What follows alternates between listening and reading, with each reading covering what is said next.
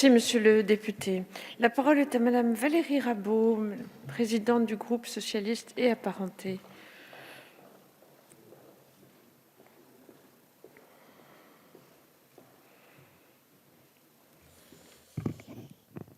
Madame la présidente, madame la ministre, mesdames et messieurs les rapporteurs, mes chers collègues.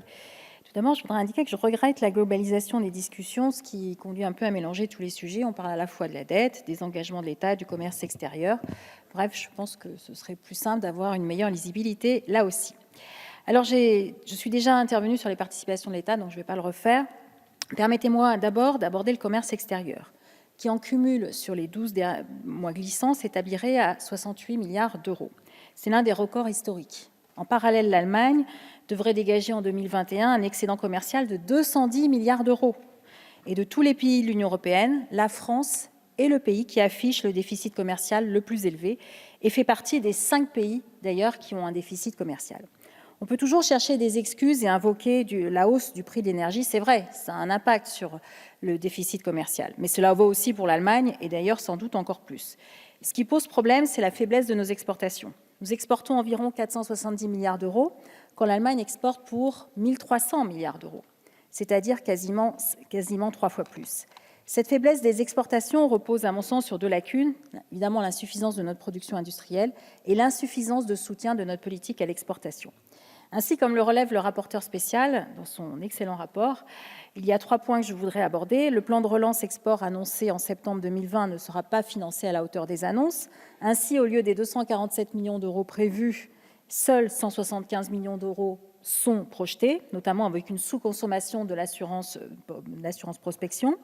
Entre 2018 et 2022, on relève une réduction de près de 10% des crédits alloués à Business France.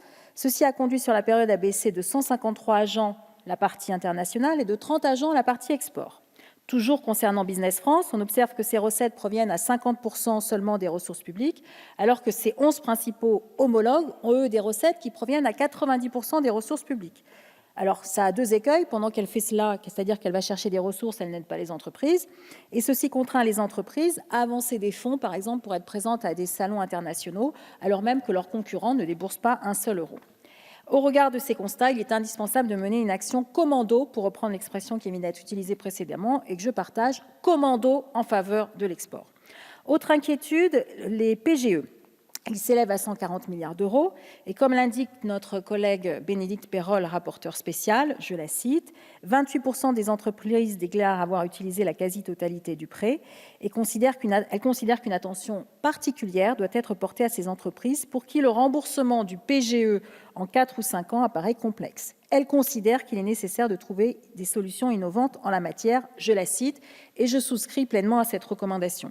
J'observe par ailleurs que pour 2022, le gouvernement a inscrit 3,4 milliards d'euros de crédits au programme 114, c'est-à-dire celui qui permet de venir en soutien sur ces remboursements. J'ai bien noté qu'il s'agit là de crédits évaluatifs.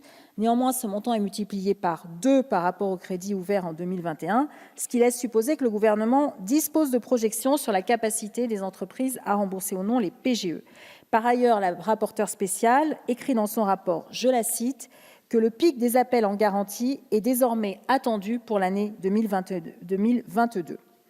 Autre sujet d'interpellation, mes chers collègues, les avantages fiscaux accordés à l'épargne. Et sur ce point, le rapport de la rapporteure spéciale est lui aussi très éclairant. Le gouvernement table pour 2022 sur un montant d'avantages fiscaux pour l'épargne de 4,7 milliards d'euros.